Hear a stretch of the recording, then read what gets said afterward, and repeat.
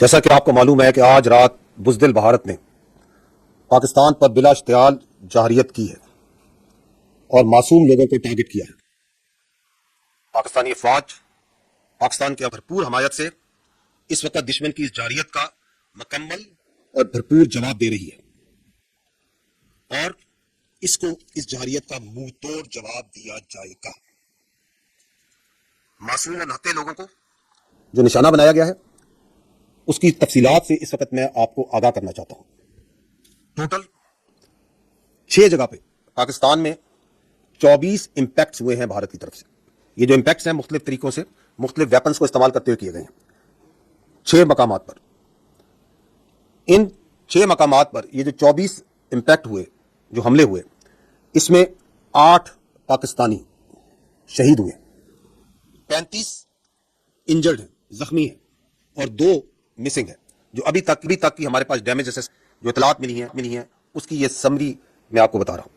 اہلیان محلہ اپنے بچوں کو، اپنے بزرگوں کو لے کر اپنے گھروں کو لاک کر کے اوپر روڈ والی طرف چلے جائیں اور کلمہ طیبہ کا ورد کریں۔ اعلان اعلان اعلان ایک ضروری اعلان سماعت فرمائیں۔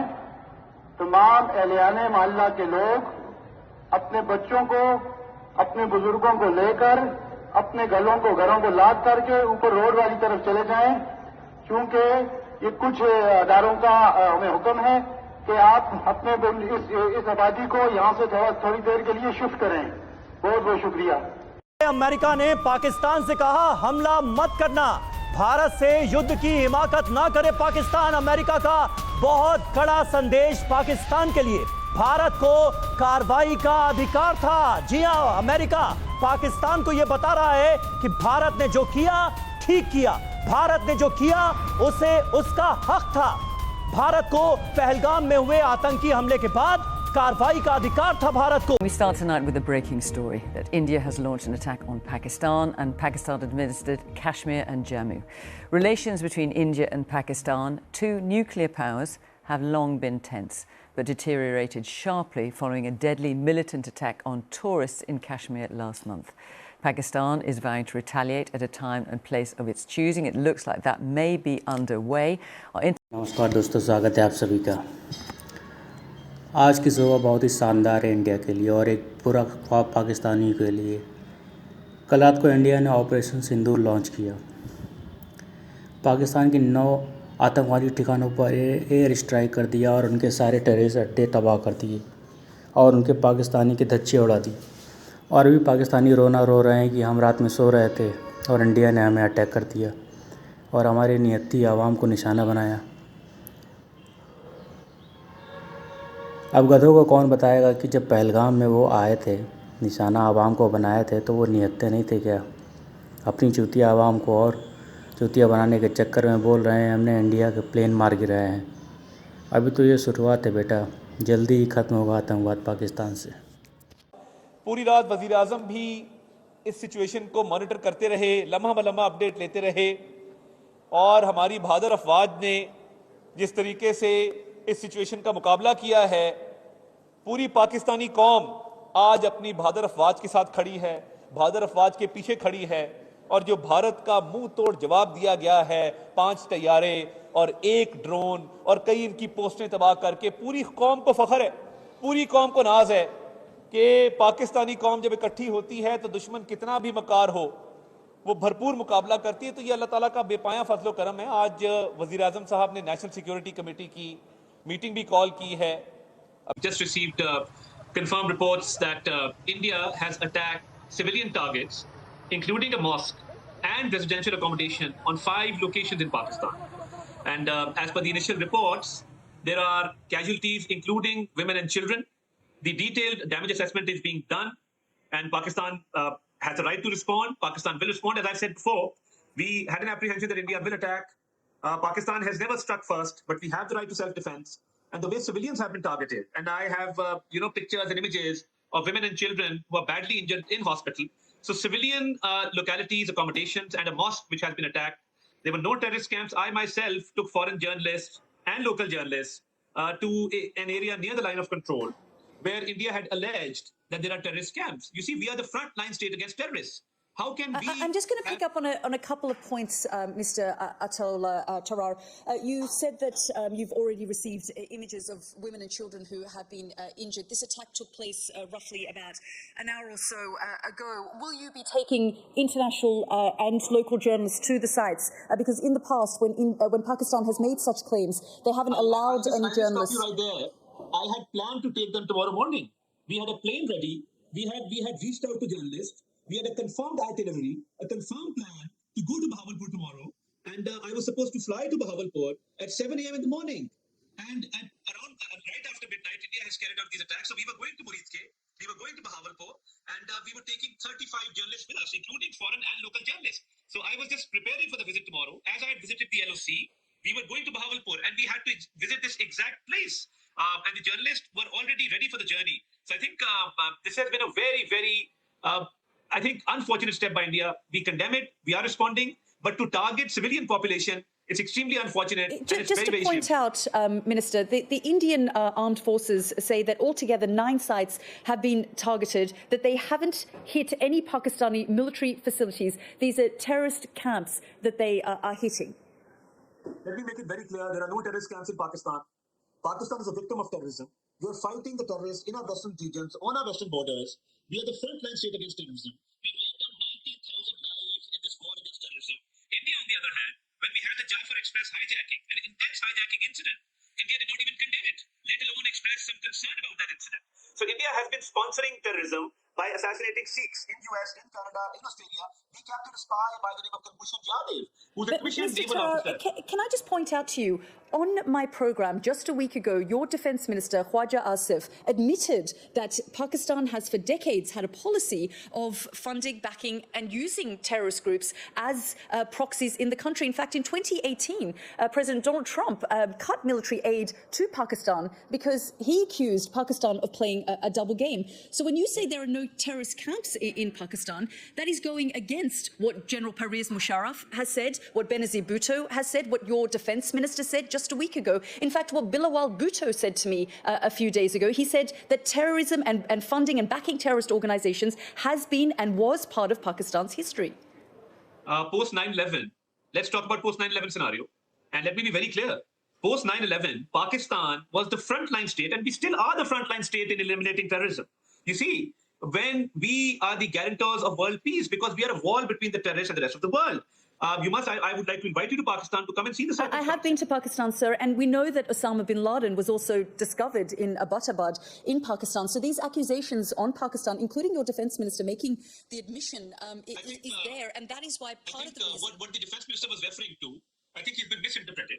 You see, there was a Soviet invasion back in the 80s, and obviously we were countering the Soviet invasion at that point in time. That's part of history. And we were allies of the US. So post 9/11, the scenario changed completely. And Pakistan made a lot of sacrifices. Pakistan is still laying down lives against terrorists. Even today in Balochistan, there was a terrorist attack. We lost 7 soldiers. So you see, Pakistani politicians, Pakistani soldiers, Pakistani officers, Pakistani military, Pakistani police, they've been giving numerous sacrifices. So there's no question at all, madam, of having terrorist camps in Pakistan. Well, that contradicts Western intelligence, the State Department. There have been many, but I just want to focus you on this particular incident, sir. How will Pakistan now respond? You see, let me just conclude the previous argument by saying that when we captured this wanted terrorist on the Afghan border, President Trump, in his State of the Union address, actually appreciated Pakistan's efforts in the war against terrorism and how Pakistan is dealing with these terrorists, how we are capturing them, how we are going after them, how they are being eliminated. Up until a few years ago, sir, Pakistan was on a grey list of state sponsoring of terrorism just a few years ago. So I know you want to take this back to the 1980s, but the point is that this is something that Pakistan has long been accused of, and that's why India has pointed the finger of blame on Pakistan for the Pahalgam attack. India should have gotten its own house in order. You see, after the intense hijacking of the Jafar Express, we had terrorists appearing on Indian media, giving interviews. The Balochistan Liberation Army, which is a terrorist organization. We had images from the mobile phones of the terrorists being shown on the Indian media. Pakistani media did not have those images. So you see, the fight that we are fighting is not only for us, it's for the rest of the world. As far as the current situation is ongoing, we are responding. We shot down, as per initial reports, we shot down 2 Indian planes. And obviously, India is the aggressor, provocator. They've attacked civilian areas. There were no terrorist camps, and I can vouch for that because we were going there tomorrow, and we will respond because we have the right to self-defense. Reason, like I said, that India has pointed the finger of blame because of your country's history and links with different terrorist organizations, which, as I said, in the last Trump administration, they cut military aid. Your country was on a grey list for a number of years, including just a few years ago, Osama bin Laden was discovered near a military base in Pakistan in quite an affluent area. US Navy SEAL Special Forces conducted that operation without telling Pakistan, who were their allies at the time, working with them in the war in Afghanistan, because they couldn't trust the Pakistani defense and intelligence and military establishment. And so because of Pakistan's reputation in this area, that is why Indian officials have said, based on the information they have, they've pointed the finger of blame on Pakistan because the Resistance Front, a splinter organization linked to Lashkar-e-Taiba, which is linked to the ISI in Pakistan, is believed to be behind this attack. I deny these allegations completely, and I don't agree with your view because we in Pakistan, our 4 generations have fought terrorists. Even now in Balochistan, in Khyber Pakhtunkhwa, we are fighting terrorists day and night. Our western region, our western borders, all over, Pakistan is facing terrorist attacks every second week. If you're talking about the history, the Soviet invasion, the Cold War between the US and the Soviet Union at that point in time, well, that was a different story. But I was talking about 2009 when Osama bin Laden was there, or 2021 when the Taliban returned to power in Afghanistan. It was with the support of Pakistan that they were able to do that. That's slightly unfair because Osama bin Laden was not being harbored by the Pakistani authorities. Or they were near a military base. I mean, you have very strong intelligence. No, that was very far away from the site where he was recovered.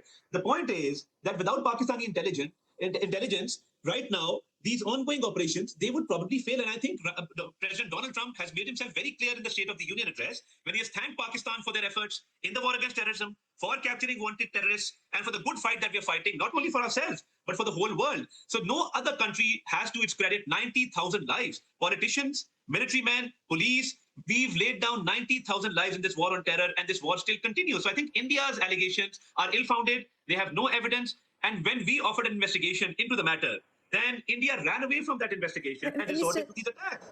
Mr. Tarar, I mean, the world is waiting to hear and see how Pakistan responds and whether this situation escalates further. India says justice has been served. They accuse you of being behind the Pahalgam attack, and they say they have responded.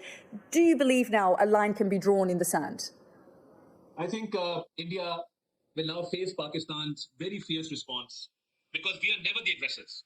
And regarding Pahalgam, as I said, the Indians are questioning their own government, that they have no evidence, they have no facts, and they ran away from the investigation, which Pakistan had offered, and they attacked our civilians, they attacked our mosque today, they attacked 5 localities. Pakistan will now respond, and respond very, very effectively. Make no mistake, because our desire for peace should not be mistaken for our weakness. And what about India harboring terrorists, assassinating Sikhs in US, in Canada, in Australia? And when we captured their spy, Kulbhushan Yadav, we have numerous incidents where India is involved in targeting Pakistani localities, and they have been involved in terrorism, not only in Pakistan, but in many countries around the world. So I completely deny what you're saying.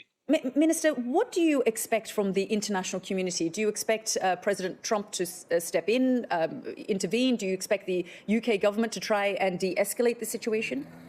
You see, absolutely, people will be concerned about the situation, and countries around the world have expressed their concern. But our diplomatic efforts, we've presented our case to all friendly countries. Our Prime Minister had a telephonic conversation a few days back with Marco Rubio. He spoke to the Iranian president. He spoke to the Malaysian president. He spoke to the UN Secretary General. He met the ambassadors of United Kingdom. He met the ambassador of Saudi Arabia, United Arab Emirates, Kuwait, Turkey, China.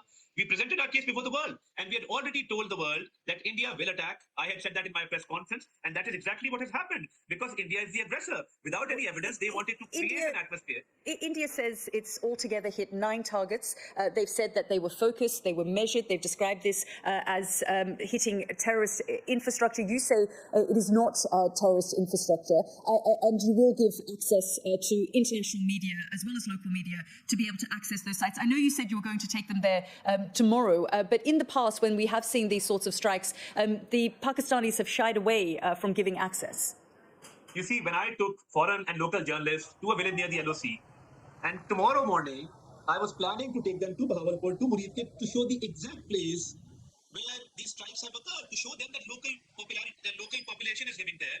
Our women, children, our civilians are living there. But I think we totally deny India's allegations regarding terrorists. We have complete evidence that women and children have been targeted. There are civilian casualties in this, and we will bring this evidence to the foreign media, to the local media, because there were no terrorist camps at all. And I can vouch for that, and I completely deny these allegations. There are no terrorist camps, no terrorists were being harbored. These were civilian populations. There was a mosque, there were locals living there, and their accommodations have been targeted, which is very, very unfortunate. We are responding to that. Thank you very much. In 2019, Pakistan shot an Indian plane and a military jet, and they captured an Air Force pilot. They returned the Air Force pilot, and that de-escalated the situation. This time around, India has launched the airstrikes not in Pakistani airspace. How do you think the situation might de-escalate now in this situation? I think it's an ongoing situation where they've attacked and we are responding. Let's see how it turns out. Thank you for your time. I'm grateful that you took my voice.